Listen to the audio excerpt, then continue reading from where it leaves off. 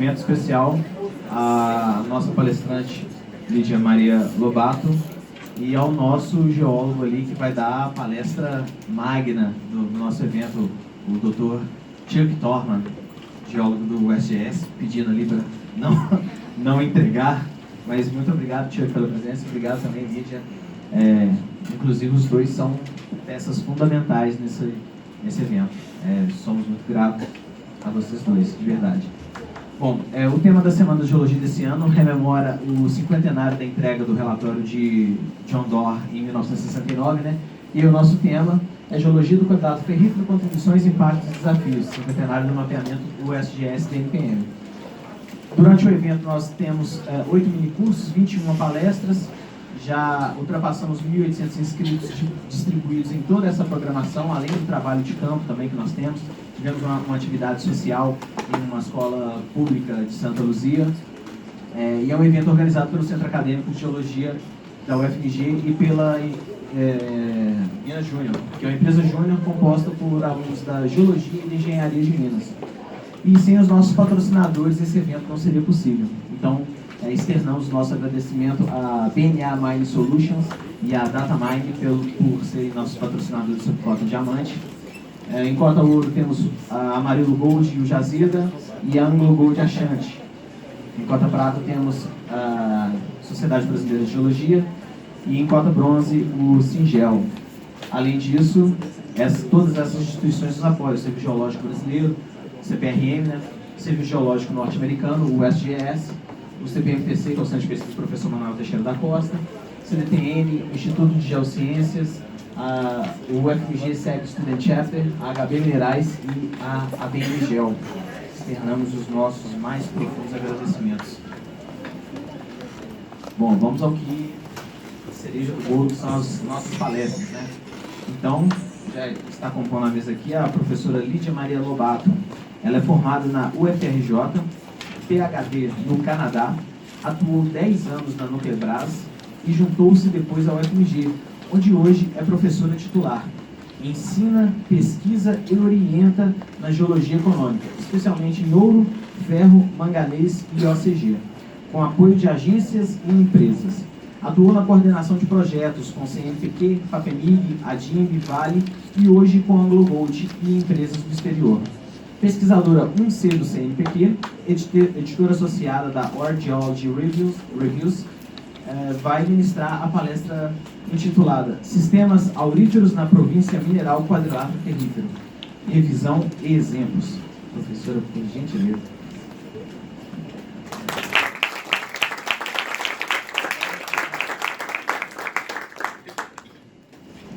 Bom, primeiramente eu gostaria de agradecer a rapaziada pelo convite para apresentar mais essa palestra aqui na nossa querida casa.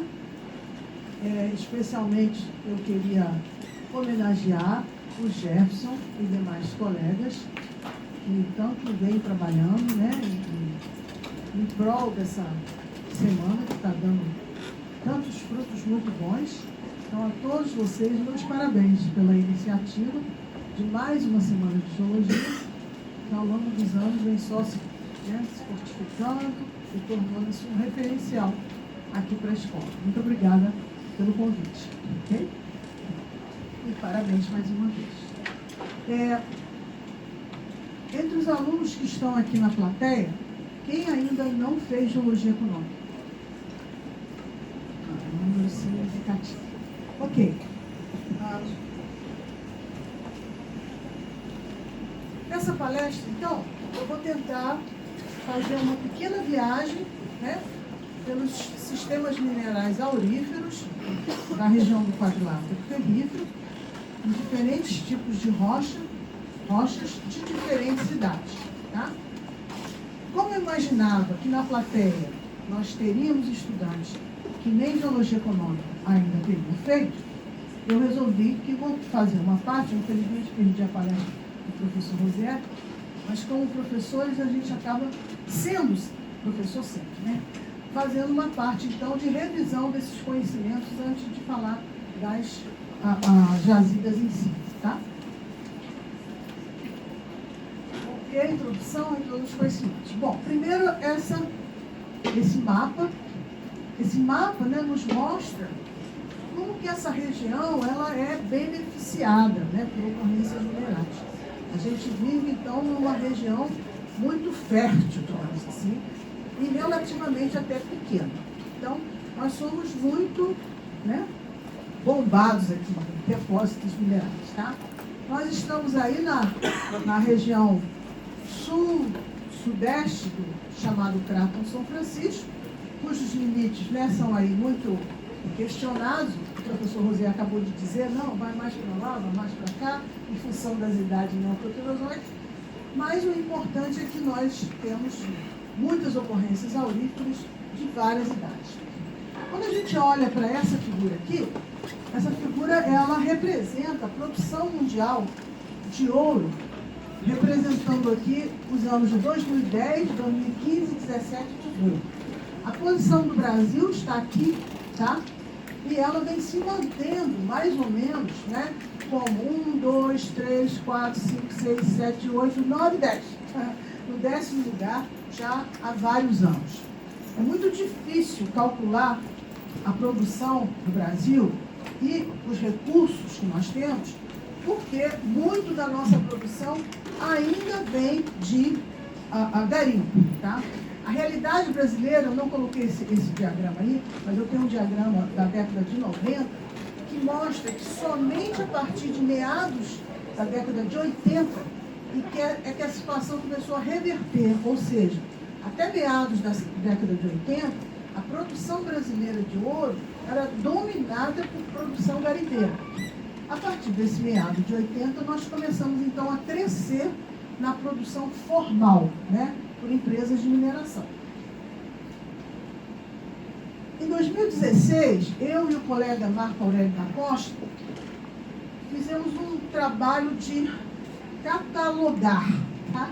Catalogar as ocorrências, distritos, depósitos e minas de ouro do Brasil, estabelecendo um corte de valor em 0,1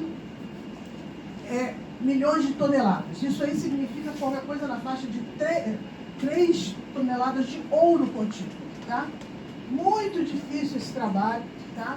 Porque muitas empresas não liberam os dados, outras têm dados errados, dados históricos são difíceis de achar, mas na época nós produzimos esse mapa aqui, e esse mapa mostra para a gente, então, os principais, vamos dizer, clusters, né, auríferos no país. O quadrilátero ferrífero está aqui, uma porção de ocorrências emboladas, como nós estamos vendo, e quando a gente, então, traduz aqueles dados do mapa, né, que vieram em tabelas, para esse diagrama do tipo pie chart, né, diagrama pizza, tá? A gente observa que diversas das jazidas do quadrilátero ferrífero estão nessas posições aqui, ó, tá? A gente tem Cuiabá, que é a segunda maior hoje nessa região, Morro Velho, que já fechou, que produziu próximo de 500 toneladas de ouro, e outras, tá? Algumas produtoras, algumas que já fecharam, tá?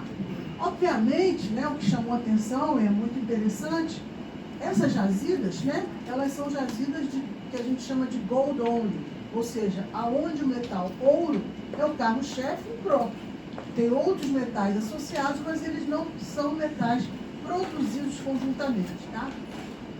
Essas jazidas aqui, ó, são de uma família chamada IOCG, que nós não temos nessa região, e elas são uma família que, na verdade, o metal carro-chefe é cobre e o ouro é um subproduto, tá? E hoje no Brasil é Salobo, que fica na região de Carajás, que tem entre recursos, né, endowment que a gente chama, no geral, tá? Vai produzir ao longo da sua história o maior volume de ouro hoje que a gente conhece, né? A gente não sabe qual vai ser a situação no futuro. Então, está aí, né, o quadrilátero ferrífero, principalmente nas rochas arqueanas, se destacando. Eu acho que todo mundo aqui já sabe a estratigrafia da região do quadrilátero de cor, não? Mais ou menos? As carinhas. Bom, a gente começa, então, com uma base, né, que é uma base arquiana, de rochas de idade arquiana, tá? Nós temos rochas de embasamento. Esse embasamento ele é constituído por volumes bastante grandes de gneiss, granito gneiss, de característica TTG, tá? E uma série de granitóides intrusivos de famílias potássicas, de família potássica, tá? Ou seja, esse nosso embasamento ele é muito evoluído comparado com outras regiões do mundo, tá? Depois nós temos um grupo de rochas que corresponde a uma sequência do tipo Greenstone Belt. Uma sequência do tipo Greenstone Belt tem rochas ultramáficas na base, que intercalam-se com rochas máficas, formações ferríferas, depois vai subindo, a gente tem rochas vulcânicas ácidas intermediárias, mais formação ferrífera, e o topo final são rochas clásticas, turbiditos, grauvacas, etc., até conglomerados finos, etc. Então, essa é a sequência de forma muito simplificada. Bom, no trabalho da CPRM, há uns anos atrás, essa subdivisão, esse conjunto litoestratigráfico, né, ele foi subdividido em associações de litofácies. E o que a gente fez, então? O pessoal da CPRM disse o seguinte: olha, a base nós vamos chamar de Associação Máfico-Ultramáfico. Todo mundo que está nesse verde mais escuro. A vulcano-sedimentar química, que tem muita formação ferrífera, ficou esse verde claro. Depois tem uma sedimentar clástico-química, que também tem formação ferrífera. A vulcanoclástica, existem vulcanoclásticas de fonte mais máfica, mais félsica. Depois tem ressedimentada, que aí é um monte de rocha clástica, né, de variedade composicional, litorânea e não marinha. Ok? Aí vem o supergrupo Minas. O supergrupo Minas, então, é todo mundo que está aqui em branco, ó, tá? Que não está subdividido. Eu devia ter colocado o mapa do DOR, né? Afinal, a palestra do DOR. Nossa, coisa. Ai, que erro, base. No mapa do DOR, né, quem assistiu às palestras, eu acho que do primeiro dia, nós vimos que há um detalhamento bastante grande, né, o Morivaldo mostrou, da geologia do supergrupo Minas, né? Naquela época, foi especialmente importante, e o professor Cabral também mostrou isso, o interesse que havia dos americanos em relação ao minério de manganês. Em função principalmente do interesse no manganês, o supergrupo Minas foi muito bem detalhado. Enquanto o Greenstone Belt de das Velhas ficou, né, sem detalhar. Foi então com o trabalho da CPRM que houve esse aprofundamento na subdivisão do Rio das Velhas. Eu larguei para lá, não botei o Minas aqui. O supergrupo Minas, então, ele é, nessa região do quadrado ferrífero, dominado por rochas sedimentares, tá? Essas rochas sedimentares, então, elas têm conglomerado na base, quer dizer, quando há, então, a virada, né, do Greenstone Belt, as primeiras rochas que depositam são conglomerados e quartzitos. Depois nós temos um monte de rochas clásticas, inclusive filitos carbonosos, está na formação batatal, tá? E depois nós temos um monte de rochas que estão lá no meio do mar, que são os itabiritos, que o professor José deve ter falado um bocado delas aí, tá? Então eu começo, né, na beirada da plataforma e vou até adentro do mar com os itabiritos. Depois existem outras rochas, mais clássicas também, como é o grupo Piracicaba, o grupo Sabará e o grupo Itacolomi. Ok. Que tipos de jazidas auríferas nós temos nessa grande região que a gente chama de quadrilátero ferrífero? Em termos, então, de interpretação de sistemas minerais, de tipos de sistemas, nós temos jazidas que a gente chama do tipo orogênico, do tipo paleoplácer, em rochas metaconglomeráticas, do tipo hidrotermal de ouro, platina e elementos do grupo da platina, e do tipo supergente, tá? Então, antes de eu falar delas no quadrilátero, eu vou dar uma voltinha falando delas e vou mostrar uns mapinhas interessantes. Bom, no caso do quadrilátero, então, como é que é essa subdivisão por importância, tá? Bom, isso foi um cálculo que eu fiz em 2005, depois nós não mexemos mais nisso, tá? onde a gente via que o arqueano era responsável por cerca de 53% do ouro, então, que nós conhecíamos. O proterozoico 8 e o cenozoico 39. Então, a gente tem ouro para tudo quanto é rocha. Nas rochas gnáissicas, por exemplo, ali em faixas de cisalhamento, no granito Caeté, tá? Aqui no granito Bação, o granito que eu estou falando de forma geral, né? Complexo. Complexo Caeté, complexo Bação. Nós temos no Greenstone Belt, que é o mais importante, nós temos em diversas unidades metasedimentares do Paleoproterozoico Minas e nos aluviões e lateritos do Cenozoico. Quando eu olho para esse mapa muito simples aqui, que contém então os complexos, as rochas arqueanas nessa cor mais escura e as rochas plataformais, né, sedimentares do Supergrupo Minas, a gente vê então alguns exemplos dos mais importantes, tá? Nós vemos também que fora a área que a gente, o pessoal da... Alguém assistiu a palestra da CPRM ontem? Sua Marisa. Ah, você. O pessoal da CPRM agora está chamando, né, isso aqui de quadrilátero central, eu acho que eles estão chamando, né? E aqui de quadrilátero noroeste, é assim?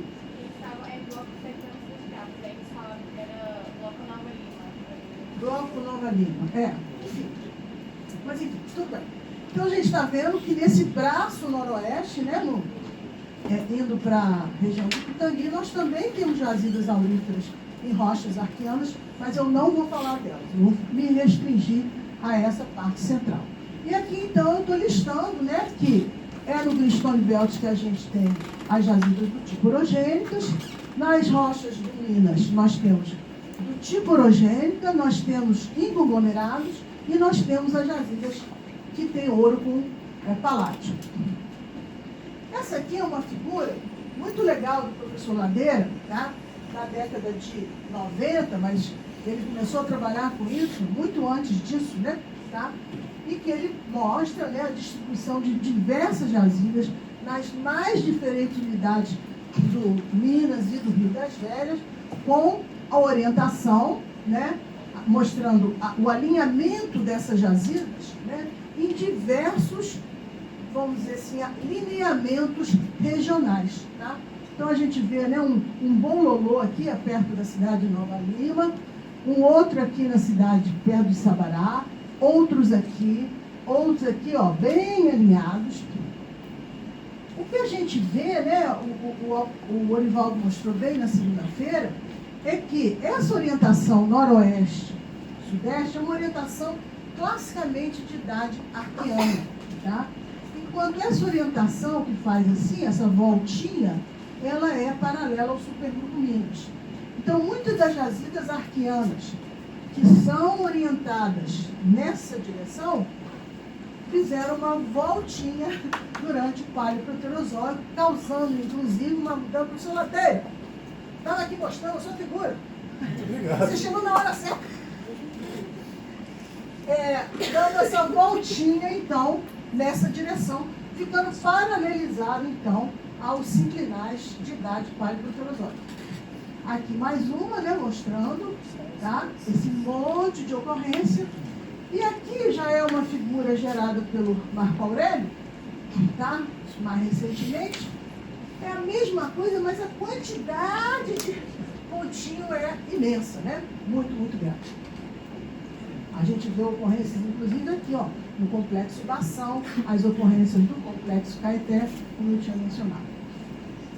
Ok, então vamos dar uma passeada agora na revisão do conhecimento. De todos esses métodos que o nosso planeta Terra encontrou para concentrar minerais, né, formar um depósito mineral é basicamente concentrar alguma coisa, tá? Porque qualquer rocha não tem nada muito concentrado. Uma rocha ígnea, sedimentar, metamórfica, né, tem lá a média de minerais lá comuns. Então, para formar uma jazida, eu preciso concentrar. Então, eu tenho várias maneiras de concentrar. A maneira mais eficiente que o planeta Terra encontrou para concentrar é através do hidrotermalismo, tá? Então, o pessoal que ainda não ouviu falar nisso, o que quer dizer isso? Né? Hidrotermal quer dizer solução quente, tá? Essas soluções quentes vão se saturar de componentes. Em algum momento, elas vão precipitar os seus componentes. A precipitação de componentes geralmente precipita muito quartzo, porque o planeta tem muito assim, natural. Mas quando a gente dá sorte, pode precipitar cobre, pode precipitar ferro, pode precipitar ouro, tá? Entre um monte de minerais que não interessa, pode ter alguns que interessam. E é isso que a gente corre atrás. Então, fluidos hidrotermais, então, são fluidos quentes, varia a temperatura, a faixa de temperatura é grande, principalmente aquoso, quer dizer, essa coisa que tem muita água, tem um pouco de sal, se movimenta por várias regiões onde ele acha um espacinho, pode ser uma falha, pode ser uma fratura, etc. Tá? E ele adquire, então, algumas, vamos dizer, substâncias. Tá? Aonde muda a condição físico-química dessa solução, físico, uma dobra.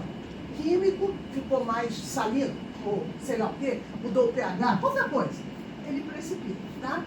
Então, ele, ao precipitar, eu posso precipitar minerais de interesse econômico ou não. A presença de veios geralmente é indicativo da possibilidade de ter material hidrotermal. Essa figura é uma figura que mostra os principais ambientes de formação de jazidas auríferas. Muitas delas se formam em associação a rochas ígneas e algumas se formam associadas a cinturões metamórficos. Tá? No caso nosso do quadrilátero, até hoje a gente não encontrou nada interessante nessa porção aqui. A gente encontra nessa porção aqui.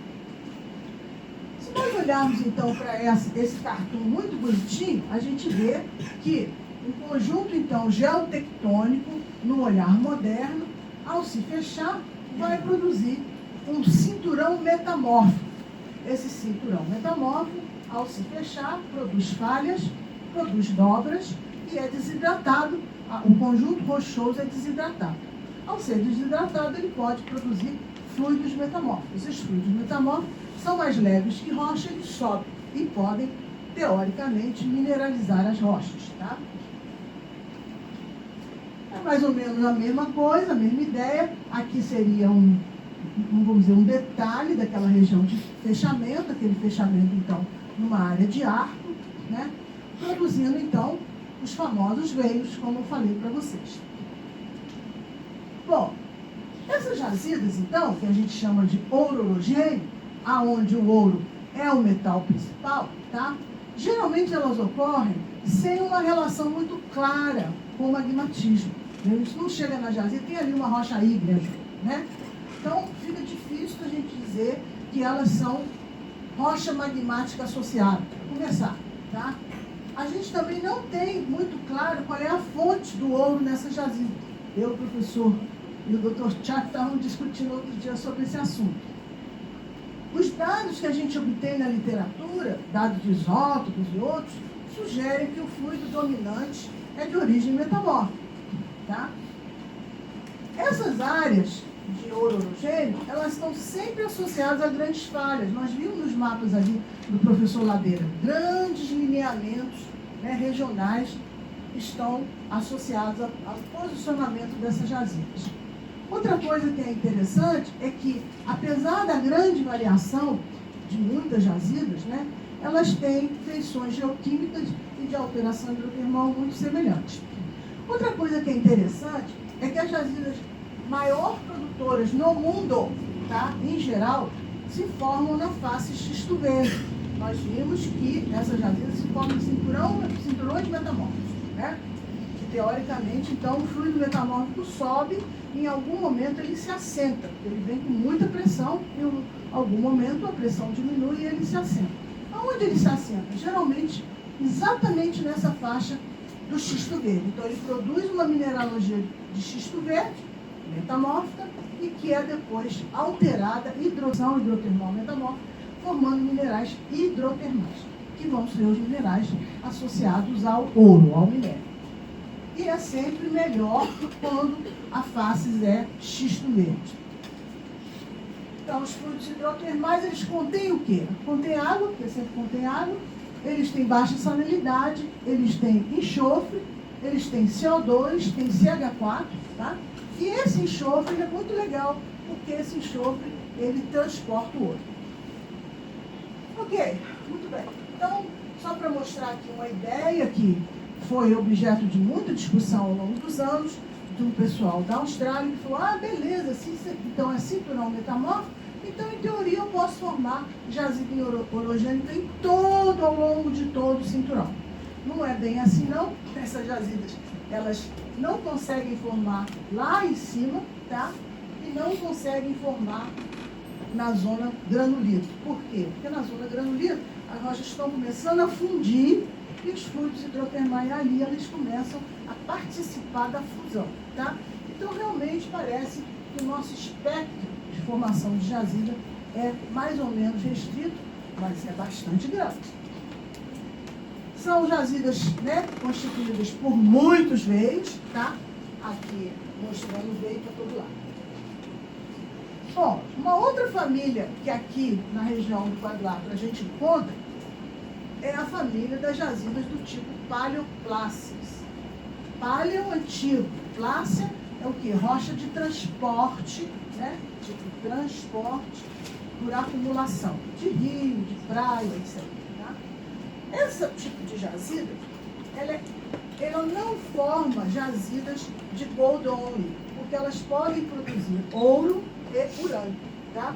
Então já é um pouquinho diferente da família anterior. Tá?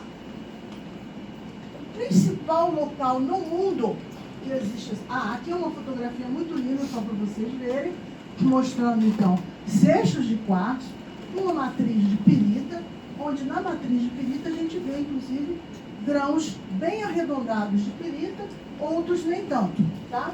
Bom, e o lugar no mundo mais bonito, maior produtor, inclusive foi o maior produtor de ouro durante muitas e muitas décadas, é na África do Sul, nessa região aqui. Isso aqui chama-se Bacia de Witwatersrand, tá? E tem jazidas e minas em ao longo de toda a sua extensão. É uma região enorme, vocês estão vendo aqui. Tá? Ocupa um espaço muito grande, é de idade arqueana, tá? Cheio de metaconglomerados, tem rochas mecânicas também, tem arenitos, etc. Tá? Então, essa área, notem que aqui tem uma área que tem greenstone belts, tá? Esses verdinhos, e a gente imagina, né, que o que pode ter ocorrido é que esses greenstone belts, que tem ouro, assim como o nosso greenstone belt, experimentou erosão, tá? E essa erosão é que facilitou o transporte dos sulfetos que lá estavam, tá? Que eram auríferos e que foram, então, transportados e formaram as acumulações nos conglomerados, que são depois metamorfizados e viram metaconglomerados. Ao longo de muitas e muitas décadas, e mesmo até hoje, há uma enorme controvérsia sobre a origem dessas jazidas. Tá? A origem preferida durante muitos e muitos anos foi uma origem apenas de transporte. Tá? Ou seja, essa origem aqui, ó, que a pirita detrítica era transportada junto com, né, o ouro que ela contivesse, acumulava ali nos deltas e tal, e ia virar o seu conglomerado feliz. Tá? Outra coisa é que os folheiros, tá, que eram contidos nessa sequência, tá, eles produziriam partes de betumen, porque a uraninita dentro desses conglomerados comumente está junto a níveis de matéria carbonosa. Então, esses níveis de matéria carbonosa poderiam trapear os minerais de urânio. Da onde teriam vindo esses minerais de urânio? Dos granitóides, por exemplo, lá daquele cinturão de greenstone belt. Mas, nos últimos muitos anos, muitos pesquisadores começaram a dizer, não, mas como tem piritas que não são redondinhas, deve ter tido uma fase hidrotermal, entre aspas, metamórfica, durante o fechamento dessas bacias e transformaram os conglomerados em metaconglomerados. Então, é possível que tenha havido uma infiltração de fluido externo, ou metamórfico, ou bacinal, da própria bacia, e que gerou, então, a remobilização desse ouro que lá já estava nessas piritas detríticas. Então, em teoria, essas jazidas poderiam ter uma vamos dizer, um modelo duplo, tá? Muitos estudos mostram que algumas jazidas têm, de fato, parece que esses dois modelos. Algumas fotos, então, para a gente ver. Esse aqui é lá do Witz, muito lindo, tá? Uma zona muito rica em sulfeto, tá? Aqui também muito bonito. Bom, um outro tipo de jazida que a gente tem aqui no quadrilátero aurífero, tá? Deixa eu falar quantas horas? Eu falo, você vai falar. Oi? Ah, então tá bom. Um outro tipo de sistema mineral que a gente tem aqui é chamado jacutinga, tá? As chamadas jacutingas são jazidas auríferas que têm uma peculiaridade muito interessante, porque o ouro dessas jazidas ele é escuro por causa da presença de paládio, né? Quando a gente vai ver um mapa ali, esses sistemas do tipo jacutinga, eles ocorrem muito ao leste, na região leste do quadrilátero aurífero.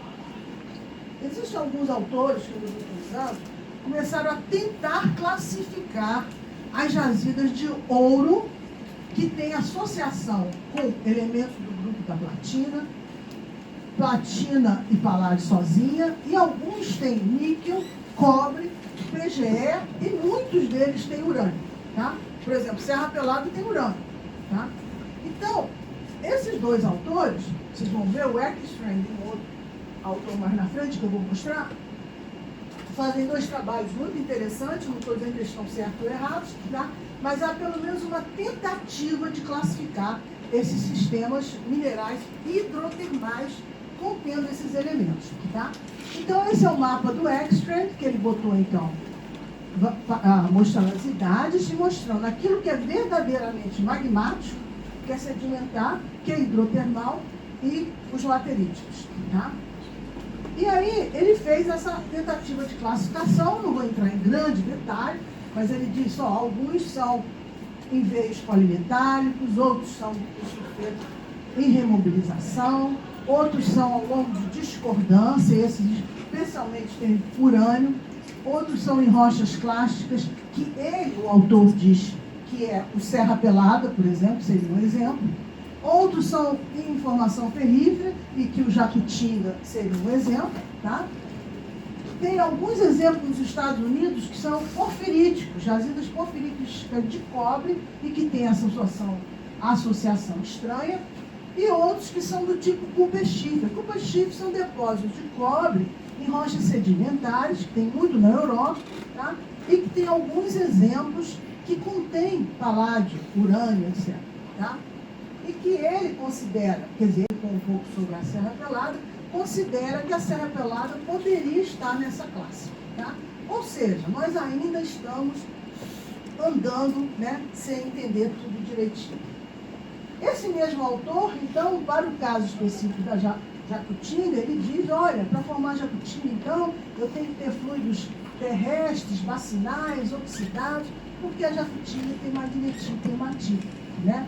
Ou seja, o transporte teria que ter sido feito por cloro, não tem sulfeto na jacutinga, etc. Então, só para vocês terem isso como referência, são trabalhos, então, que tentam organizar essa falta de organização. Um outro autor, que é o Wilt, também no mesmo volume, né, do Canadá, fez uma outra classificação, tá? No mesmo volume. Tá? A jacutinga e a Serra Pelada estão aqui, e ele considera, então, 3 sistemas. Um que ele diz que está em margens passivas, o outro em bacias intracatônicas, e o outro supergênico, tá? É o que ele considerou. Bom, então nós falamos dos 3 sistemas que aqui no quadrilátero nós temos como principais. Os orogênicos, né, que são então de fechamento metamórfico, os do tipo conglomerado, que seria então uma combinação de transporte clássico de um cinturão lá atrás, e que só podem ser do Arqueano até vamos dizer assim, no início do Paleoproterozoico, porque a partir a partir do momento que a atmosfera começa a ter muito oxigênio, eu não consigo ficar andando bonitinho no rio com sulfeto e uraninita. Eles vão ser oxidados. Tá? E a jacutinga, que é essa classe especial de um tipo de jazida que tem ouro associado a metais de, vamos dizer, associação ultramar. Essa pizza aqui, ela é uma pizza relativa à produção de ouro em termos mundiais por classe de depósitos. O que ela mostra para a gente? Ela mostra que ouro em Greenstone Belt, ouro em Slate Belt. Slate Belt seria, entre aspas, tá? Ouro de Greenstone Belt, só que de Greenstone Belt sedimento dominado. Tá? E ouro do tipo Witz, que é aquela, vamos dizer, origem dupla, né? Que teria uma parte também cuja origem seria igual ao Greenstone, domina totalmente essa pizza. Então, a produção mundial até o final de 2013, ela foi dominada pela classe de depósito do tipo metamórfico associado, tá? De fechamento metamórfico. Já essa daqui, essa outra pizza, não é de produção, é de endowment, ou seja, de recurso contínuo, tá?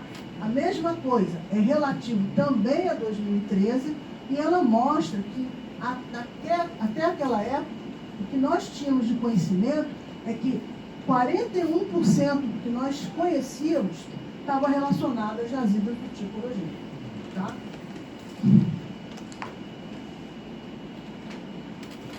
Em termos de distribuição mundial, no tempo, tá? As jazidas orogênicas, elas ocupam essa distribuição, tá? Vou botar no detalhe aqui. Ou seja, elas têm um importante pico no neo-arqueano, ok? Faixa de 2,7. O Rio das Velhas, o nosso Greenstone Belt, é dessa época, ou seja, nós estamos muito bem em termos de idade.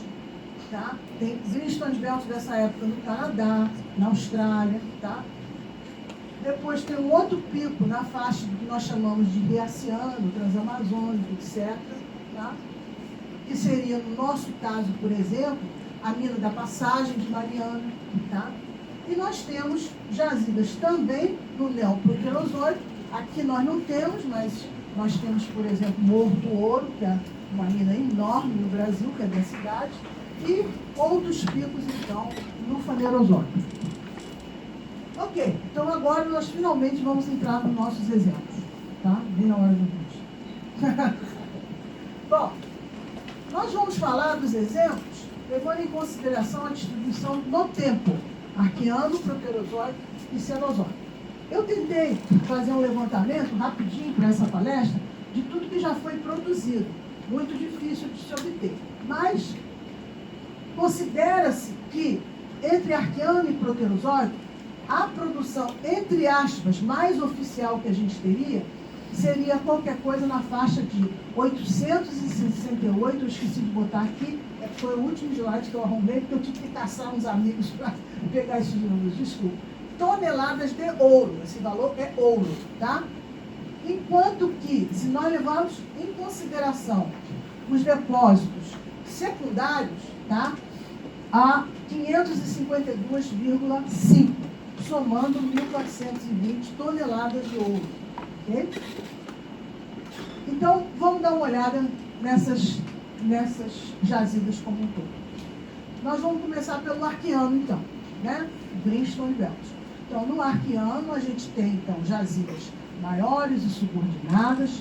Elas estão, via de regra, associadas às tais zonas de alteração hidrotermal. Essas zonas de alteração, elas são principalmente do tipo silicificação, sulfetação, em rochas, dominantemente, formação ferrífera bandada. Eu não comentei no início, mas o Greenstone Belt Rio das Velhas, ele é um Greenstone Belt sedimento dominado, tá? O volume de rochas máficas e ultramáficas é relativamente pequeno. Por isso que a gente tem tanta jazida em formação ferrífera. Bom, então tem muita jazida em formação ferrífera e os seus veios associados, além de muitos veios de quartzo associados a várias outras litologias, principalmente rochas máficas e turbiditas. Também existe um caso específico que são extensas zonas de alteração a carbonato, albito e quartzo, além de sulfeto, que foi chamado historicamente de Lapa Seca. E o exemplo mais bonito é o exemplo da mina de Morro Velho. Então a gente lista aqui um monte de jazidas, tá? Só para enumerar algumas que tem muito mais, inclusive algumas bem pequenas. Então esse mapa aqui tá me mostrando só algumas faixas principais, as faixas da região de Nova Lima, as faixas de Cuiabá Lamego, Roça Grande, Juca Vieira, São Bento, Pilar, Código do Sítio e Pari Furquim. Então, eu vou dar alguns exemplos de algumas dessas, vamos dizer, esses subdistritos, por assim chamar. A gente pode subdividir, esse mapa é muito legal, mostrando então, né, outra vez, a orientação das várias grandes falhas regionais, por sistemas, por exemplo, regionais estruturais. Sistema Juca Vieira, que fica nessa região aqui, o São Vicente, que é essa grande lineamento, e o sistema Conceição, que é onde estão as jazidas São Bento e outros. Esse é um trabalho que foi feito por uma estudante minha, que fez um mestrado, e ela fez um levantamento sobre as formações ferríferas nessa região, porque tem tanta jazida de formação ferrífera que a gente resolveu fazer um levantamento. A gente olha para esse mapa e realmente é muito impressionante a quantidade de formações ferríferas, mineralizadas ou não, né? Então a distribuição é intensa nessa região. Vamos então pegar alguns exemplos, né, nesse mapa. O endowment, né? Ou seja, aquilo que a gente imagina que é a soma dos recursos hoje. Até liguei para o pessoal da Anglo hoje, falei com o João Canelo, Lídia, você vai perdoar, né? Ele só sabia da Anglo, tá? Claro. Mas eu acho que esse número ele falou que não foge muito, talvez, do total, né? 1.100 toneladas de ouro para a região como um todo. Bom, então vamos primeiro, nesse cantinho de cá, falar um pouco dessas duas jazidas. Elas duas hoje são minas. A Cuiabá é produtora de grande volume de ouro e tem um potencial, né, continuado, porque os fundos de sondagem vão muito fundos e continua mostrando um potencial muito interessante, tá? Cuiabá está nessa posição, Lamego está nessa posição. São corpos, então, que têm um plunge preferencial, no caso do Cuiabá, para sudeste. Aqui muda um pouquinho, tá? E as rochas lá são, então, essa formação ferrífera, que é uma formação rica em carbonato e matéria carbonosa, que experimenta alteração hidrotermal, passando a carbonato, tá? Aqui também, e muito sulfeto. Então, essa sulfetação, ela se forma, então, né, por cima dessa carbonatação, gerando, então, corpos sulfetados, que, dependendo da condição, ficam também muito bandados, né? Aqui é aquela mesma fotografia, e quando a sulfetação perde o bandamento, a rocha perde o bandamento, ela fica, então, maciça. Essa mineralização já foi datada numa isócrona coincidente com a mineralização de Morro Velho. Ela foi datada junto com Morro Velho e tem uma isócrona perfeita na idade de 2.672, mais ou menos 14. Recentemente, nós fizemos na Austrália um trabalho em rênio ósmio, utilizando pirita, pirrotita e arsenopirita, e obtivemos 2.675, mais ou menos 24, ou seja, uma idade muito coincidente. Ainda não foi publicado esse dado, mas eu coloquei aqui só para vocês verem. A jazida do Lamego, tá? Ela fica bem pertinho, vou mostrar mais algumas fotos. Isso aqui são, então, fotos da jazida Morro Velho, mostrando, então, zonas de alteração, com sulfeto, carbonato, etc. E o mesmo dado, então, que foi produzido nessa isótopo. No caso de Lamego, né, que também é aquela dobra, tá, mais ao sul, a característica é um pouquinho diferente. Em vez de a gente ter substituição dominante, a gente tem extensas zonas de brecha, temos também zona de substituição. A rocha, lá no caso de Lamego, ela é uma rocha menos rica em ferro, ela é um sedimento químico mais xértico e menos ferruginoso, tá? Tem um autor no Canadá que chama esse tipo de silicificação em brecha de sílica flooding, tá? E lá dentro é igualzinho ao que ele classificou de sílica flooding. Além de ter mineralização nas bifes e nos scherts carbonosos ou ferruginosos, nós temos muita mineralização em rochas máficas. Então, principalmente na Cuiabá, então aqui um exemplo, né? E aí, no caso, a mineralização está associada a veios de quartzo. No caso de Cuiabá, teve um corpo de minério muito importante, chamado Viana, que produziu ouro. E hoje tem outros corpos sendo, vamos dizer, identificados e estudados pela empresa AngloGold. Tá?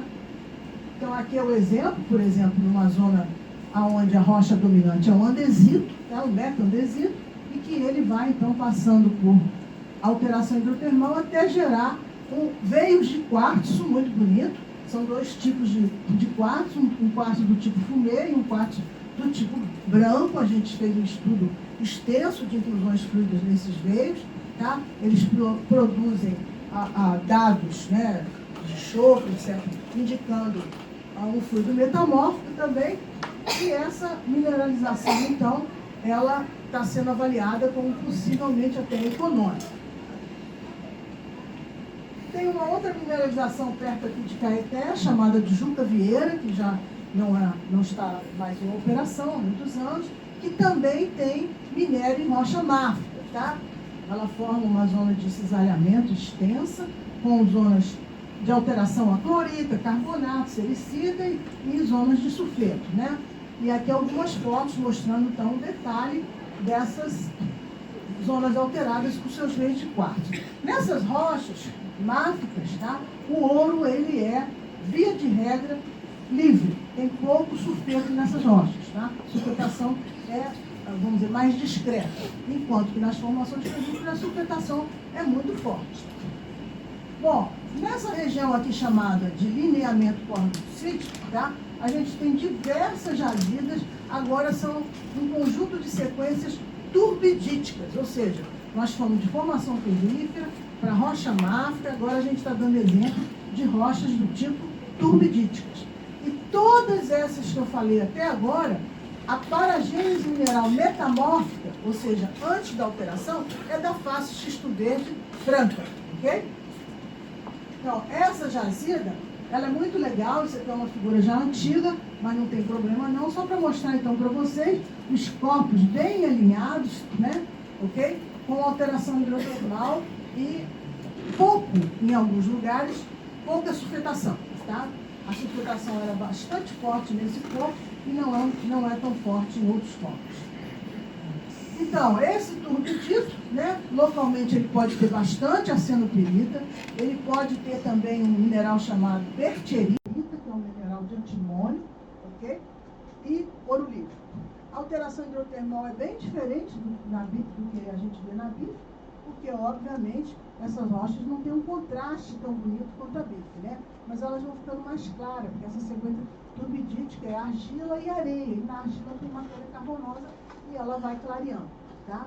Naquele mesmo trend do lineamento, mais ao norte, fica a jazida do São Bento, tá? Que também é em formação ferrífera, só que uma formação ferrífera muito diferente das outras que nós estávamos falando, tá? A gente tem muita arsenopirita, tá? E essa formação é com magnetita. Aqui, a idade do córrego do sítio ainda, né, estava meio incerta, a gente recentemente conseguiu datar um pouco melhor, e a idade chumbo-chumbo da jazida São Bento é de 2,65. Agora, a gente vai falar um pouquinho de algumas áreas da empresa Jaguar, principalmente uma, aonde o metamorfismo é de face metamórfica um pouquinho mais alto, tá? Ela está na transição do xisto verde alto. A mineralogia lá é um pouquinho de metamorfismo mais alto. Então, esse é um mapa que eu tirei da internet, da empresa Jaguar, mostrando a localização da jazida Pilar, ok? Então, a jazida Pilar, vocês ouviram o professor Rosiane falando um pouquinho mais cedo, que existem jazidas de ferro e face metamórfica mais alta no leste, lembra? É a mesma coisa que foi, provavelmente, resultado do alçamento do neoproterozoico dessas rochas, tá? Aqui é a mesma coisa. Durante o neoproterozoico, de este para oeste, rochas, então, mais antigas, arqueanas, subiram também.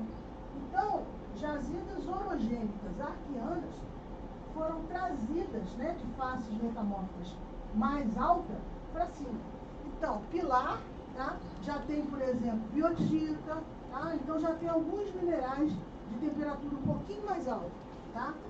Aqui é um mapa, então, da jazida pilar, numa zona de dobra, já foi chamado, um dos corpos aqui era chamado de brumal no passado, tá? E a mineralização, ela está principalmente também numa formação ferrífera bandada, tá? Muito rico em estipulomelana também, aqui, muito interessante. Bom, e lá no leste, lá forazão, tá? Aqui, ó, nesse ambiente, então, de Greenstone Belt, dentro do complexo Santa Bárbara, tá? Esse aqui é o complexo Santa Bárbara, que é aquele complexo lá do leste. Existe uma série de jazidas, tá? Uma delas, que foi, inclusive, em Minas, no passado, chamada Pari, tá? E que está em faces metamórficas anfibolito. Então, quanto mais ao leste, maior o grau metamórfico, porque maior foi o alçamento, então, do neopleuterosóide. Essa jazida, então, ela mostra... Ah, sim, aqui esse mapinha está muito melhor. Então, é esse monte de jazidas que estão aqui nessa faixa do Greenstone dentro do corpo do Santa Bárbara.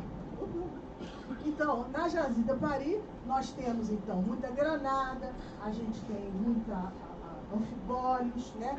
Essas faixas bonitas, parecendo, inclusive, uma textura do tipo, entre aspas, escarnítica, tá? Muito interessante. Bom, só para a gente fechar aqui, eu queria só mencionar a questão das idades, né? Nós falamos, então, na idade arqueana, da jazida Cuiabá, da jazida Morro Velho, falamos, então, da São Bento, em 1265, e aí a gente olha para esse mapa. Assim, essa idade foi obtida pela Tatiana, no caso do turpidito e monazita, do turpidito lá de Córrego do Sítio, uma idade mais jovem, né? E ela obteve também uma idade cambriana. Nós já tínhamos obtido uma idade cambriana, tá? Na região do, como se fala? Do Lamego, aqui, ó, Martins et al., tá? Na área do Lamego, nós obtivemos uma idade arqueana, né, naquela jazida um pouquinho mais ao sul, mas obtivemos também uma idade cambriana, tá? Na zona do Pilar, tá? Que está aqui, ó, ok? Que é aquela jazida, então, um pouquinho mais ao leste, nós fizemos monazita lá e não obtivemos arqueano, só obtivemos cambriano, tá? Todos esses cambrianos, então, parecem sugerir para a gente, né, que, de fato, existe um evento hidrotermal cambriano e ele é coincidente com a idade do G5, que são os granitos da faixa Araçuaí, e que pode ter permeado, então, por debaixo aqui do quadrilátero ferrífero. Bom, só para fechar, então, a gente vê a evolução arqueana, né, o magmatismo dos eventos, dos vários eventos classificados na literatura, e o nosso, então, evento aurífero, ele seria o último evento considerado pelo pessoal de Ouro Preto como um evento colisional. Então, o ouro fica aqui mais ou menos, né? Um evento mais velho e um evento mais novo.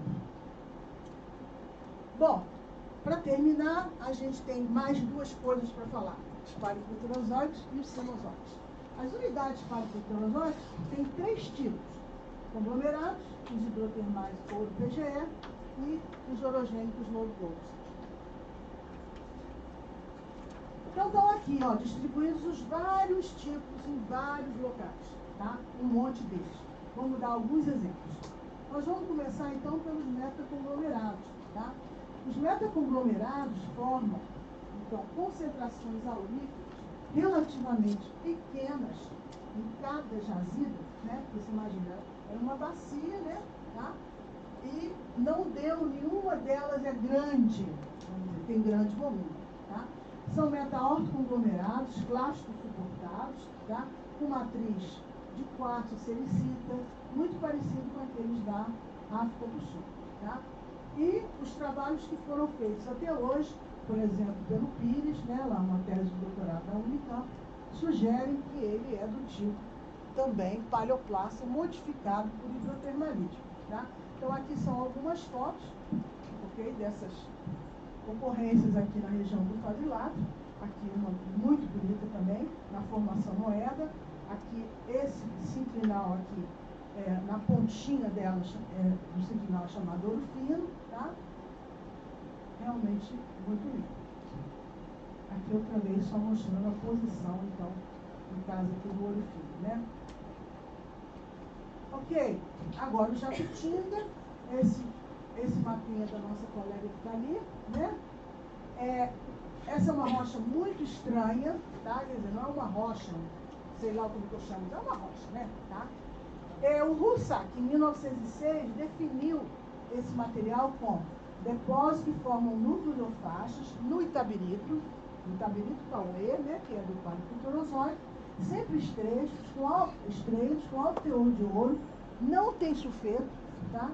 E com núcleos ora calcólicos, ora puramente argilosos, de pirolusita e pulverulenta. Contém muscovita, hematita e especular e octaédrica, que é uma magnetita que sobrou. Tá? Então, é uma rocha que aparece no meio do Itabirito, geralmente muito próximo do contato das rochas carbonáticas, tá? E ela forma veios. Esses veios, eles abrem, né, em direção à superfície, eles são mais finos com a profundidade. Não geraram até hoje nenhuma jazida de volume para nenhuma empresa explorar, mas foram objeto de muito trabalho de garimpeiro, né?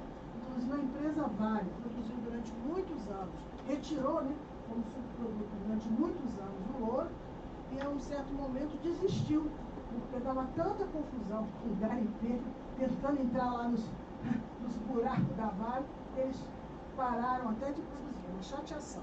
Então é uma coisa que parece isso aqui, né? O fato dele ser óxido dominado e não sulfeto dominado, obviamente faz disso uma jazida que não tem nada a ver com orogênio, né? Ela é provavelmente pós-colapso. Tem uma idade, eu acho aqui. Peraí, cadê a idade? Não, botei a idade? Eu acho que a idade está depois, não? Não tem uma idade desse negócio? Pois é. Aonde que está? Ali, ó. Embaixo da parte amarela. 496. Desculpa, não tinha visto. Ele é 496, ou seja, ele fica bem, né, naquela faixa que a gente falou do Cambriano e tal, né? Naquela confusão. Ou seja, ele pós né, fechamento neoproterozoico. Ele é bem colapso, né? São estruturas de colapso, parece. Aqui é muito bonitinho outra vez, tem uma mineralogia muito interessante. O professor Cabral gosta muito de trabalhar em minerais, né? Então ele já andou mexendo bastante com isso. Bom, nessa faixa leste dessa região aqui do quadrilátero, tá? Rochas do supergrupo Minas, especialmente nessa faixa próximo de Ouro Preto e Mariana, tá? Elas foram submetidas a empurrões de rochas do Greenstone Belt e Rio das Velhas sobre elas. Tá? Então a gente tem rochas do Paleoproterozoico e as rochas do Nova Lima, né, que é a base do Greenstone Belt, foram empurradas por sobre o Paleoproterozoico. E tem uma jazida em especial, que é a jazida então de Passagem de Mariana, que produziu ouro durante muito tempo. Em função do controle estrutural, ela tem sido entendida ao longo do tempo como sendo uma jazida do tipo orogênico também, só que de idade paleoproterozoica. A face metamórfica dela não é xisto verde médio, é xisto verde um pouco mais alto, tá? Por causa do tipo de mineralogia que ela tem, onde, por exemplo, a matéria carbonótica, aqui no interior do quadrado é matéria carbonótica, aqui é grafita. Ou seja, nós já estamos na transição para faces anfibolitas, tá? Essa jazida foi datada pelo professor Cabral, que encontrou também uma idade mais jovem. Essa idade mais jovem parece se reportar aquele mesmo evento do G5 que eu falei para vocês. Então, uma jazida que teria se formado no fechamento orogenético do Paleoproterozoico, mas que experimentou formação de minerais hidrotermais no ambiente. Então, é uma jazida tipicamente formada de grandes lodes, muito bonitos, com estruturas pitch and swell, tipo orogênico, né?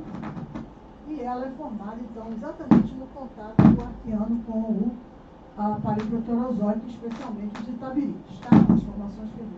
Aí, fica apertando aqui, não, elas não vai, desculpa. Então, se fica na base dos itabiritos, tá? Tem muitos veios de quartzo, tem uma operação hidrotermal muito importante. A arsenopirita é um mineral dominante, tá? E a mineralização, né, na época que o Vial escreveu esse artigo, ele considerou como sendo na faixa entre 2,12 a 2,04. Finalmente, as unidades cenozoicas, né? Unidades cenozoicas foram muito trabalhadas, né, no fim do século XVII, ao longo do século XVIII, tá? Em aluviões, terraços, paleoterraços, colúvios, tá? Eram, obviamente, esse é um trabalho totalmente artesanal, né? Sem nenhum trabalho mais de pesquisa, propriamente de métodos exploratórios, o ouro sempre livre, né? E aqui, desculpe, tem então uma enorme distribuição de, vamos dizer, de faixas aonde esses trabalhos historicamente são desenvolvidos. Fazer uma propaganda desse trabalho aqui. Esse trabalho foi lançado no ano passado, tá? Chama Recursos Minerais de Minas Gerais. Quem se interessar, entra na página, tem capítulos sobre um monte de recursos do Estado, e eu acho que, não sei se foi muito bem divulgado, e para os estudantes em especial é muito legal, tá? Então eu termino aqui fazendo essa pequena propaganda, tá? Eu gostaria de finalmente agradecer o convite do pessoal. Esse trabalho não é um trabalho meu, esse é um trabalho de juntar coisas, né? Ele é possível principalmente por causa dos meus estudantes, que ao longo dos anos são a minha alegria, às vezes minha tristeza. Aos colegas aqui da universidade, né? Aos colegas de fora do país, ao CNPq, CAPES, FATEMI, que financiam nossos trabalhos, aos professores Rosaline, Rosier e tantos outros da casa, que sempre discutem conversa fiada de geologia, ao colega Marco Aurélio, ao colega Orivaldo e tanta gente que sempre me ajuda. Fora esse monte de empresas e instituições que estão sempre por trás, né, também do nosso trabalho. Agradeço em especial a Anglo Gold pela ajuda financeira e pelos colegas da empresa que me apoiam e conversam fiado também comigo. Obrigada, gente.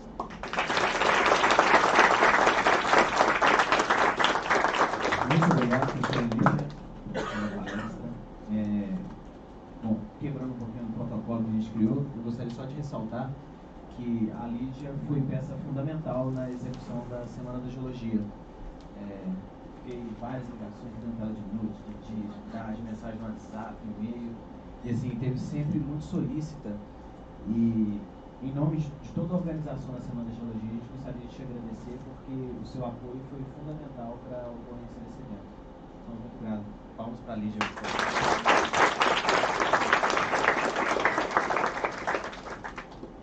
Bom, agora vamos entregar um brinde, nosso presentinho para a Lídia, que merecia até muito mais, né? Humildes.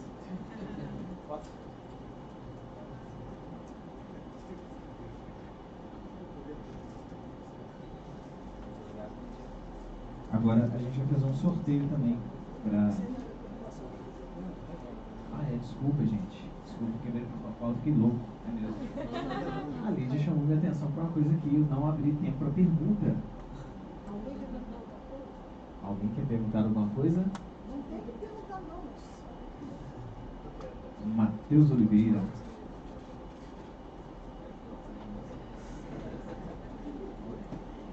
Oi, Lídia, parabéns pela palestra. Obrigado.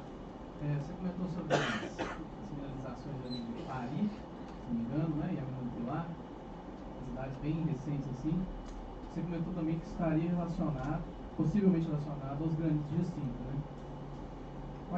Aos fluidos, né? dessa faixas de idade, sim. gerados ali. Quais seriam os outros indícios, além da proximidade? Essa ideia. Não,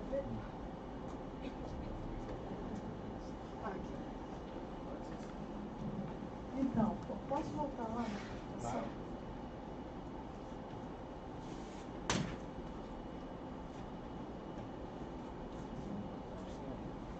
Vai.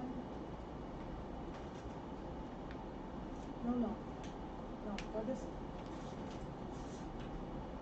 Essa daí. Então, Matheus, esse mapa foi a Tatiana que montou. O que ela tentou mostrar, né? Esse acervo de dados nessa faixa, digamos assim. Essa faixa pós-brasiliana, pós-colapso do orógeno brasiliano. Tá? E se você vê, por exemplo, tem muitos pegmatitos da cidade naquela região. Tá? Então, fica parecendo, a gente não tem certeza. Tá? Até o José já pegou a cidade. Tá? E Jazira de Ferro, aqui dentro do Taguilão. A gente pegou em Lamego, pegou em Pilar, ele pegou no Ferro. Tá? Então, fica parecendo, a gente não tem absoluta certeza, é uma sugestão, né? Que esse evento, então, magmático hidrotermal, possivelmente deve ter fundo meteórico também misturado, não sei, tá? Ele foi um evento, tem até já um artigo de uma pessoa lá da UFOP que publicou uma coisa, não é exatamente sobre isso, em termos de mineralização, mas ele fala um pouco sobre isso. Que foi um evento de grande escala, né? Porque você vê, olha a escala desse negócio, vai embora lá, pelo Cinturão Ribeira, tá? Ele não, acho que não é gerador de jazida de ouro, né? Inclusive a Tatiana, o trabalho dela, que é um trabalho sendo cofinanciado pela Anglo, porque a gente queria saber o seguinte, o que esse evento fez com o ouro? Né? Estragou o ouro, melhorou o ouro, né? Então, uma das coisas que a gente queria tentar fazer, não sei se ela vai conseguir tentar fazer, é fazer isótopo de oxigênio no zircão que ela analisou. Tá? Porque ela analisou o zircão, eu coloquei só um dado ali da monazita, mas ela fez idade de zircão também. Porque se você consegue analisar os zircões, você consegue pelo menos inferir a fonte do fluido. Se o fluido era meteórico, se ele era magmático, etc. Então, é uma coisa assim que nós não temos uma resposta ainda não, uma sugestão. É porque os G5 são da cidade, é por isso. Tá? Alguém tem mais alguma pergunta?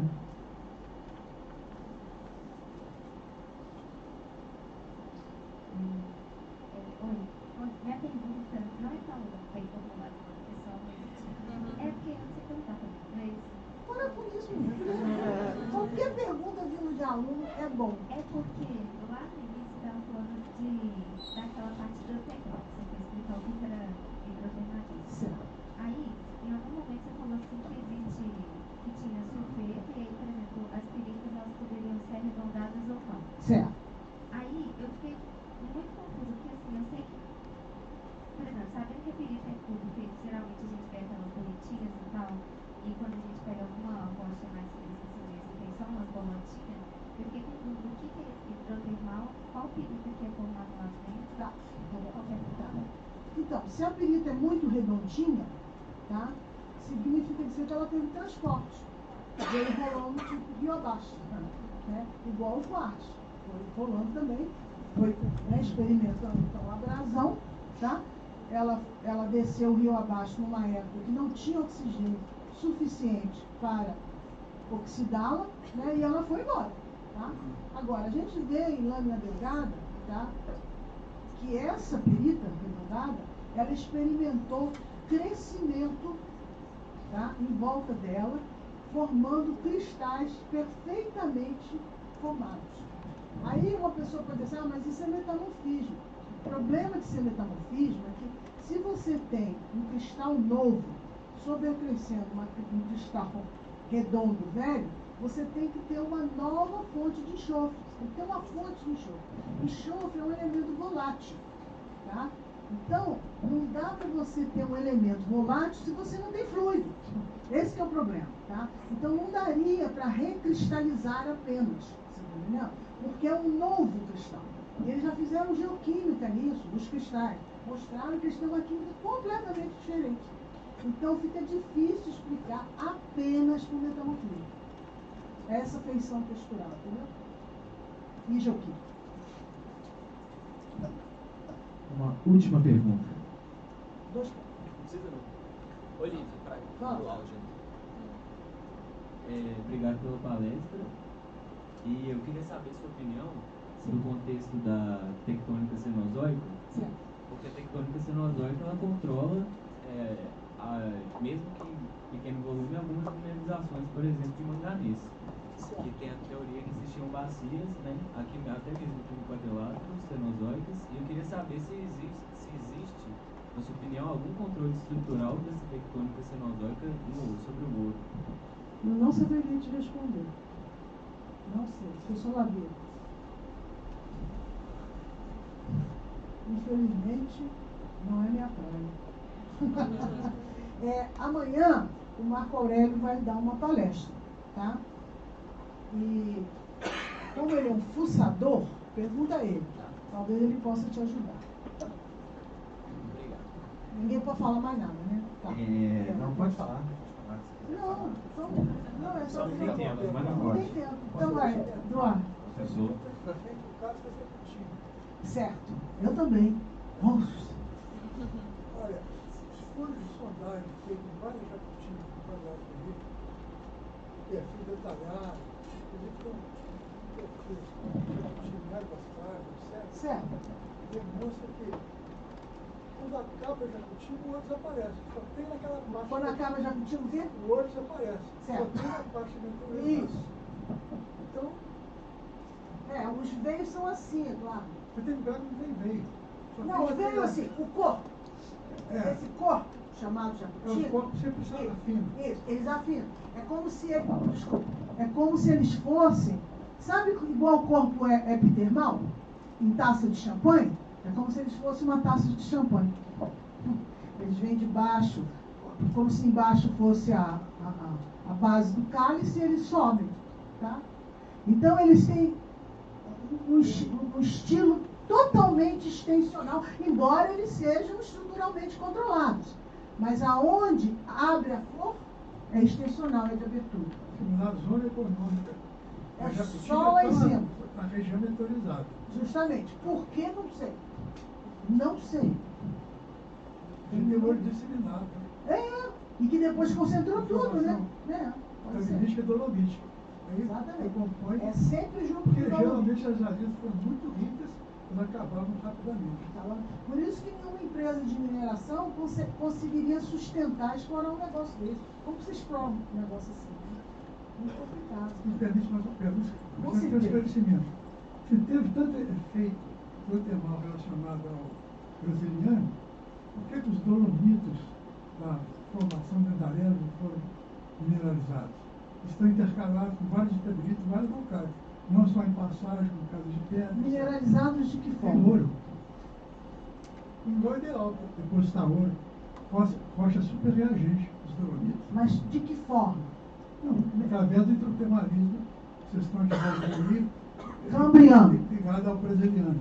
Tá. Não, primeiro é o seguinte, não é ligado ao brasiliano, ele é pós-brasiliano, ele é pós-fechamento brasiliano. Até para os dolomitos estão lá. Tá, não mineralizados. teria que ser colapso, tá? Se esse fluido ele é magmático, hidrotermal, como é que se chama? Meteórico magmático hidrotermal, tá? Eu não sei o que ele poderia fazer com os carbonatos. Poderia formar, por exemplo, jazida tipo veio, sei lá o quê, tá? Não sei, sinceramente. Eu não sei o que ele fez. Até hoje, Eduardo, eu não sei o que é esse tal hidrotermalismo que fez crescer principalmente xenotima. Essas idades, elas são dominantemente em xenotima, que é um mineral que cresce em baixa temperatura, inclusive, tá? O que ele fez, de fato? Eu só sei que a gente acha ele nesse mundo de rocha, tá? Não sei te responder. A outra coisa que eu pergunto é o seguinte, né? Eu sempre pergunto, Cadê as jazidas orogênicas do do Supergrupo Minas? Se fechou, devia ter. Será que é porque a face xisto verde é tão baixa?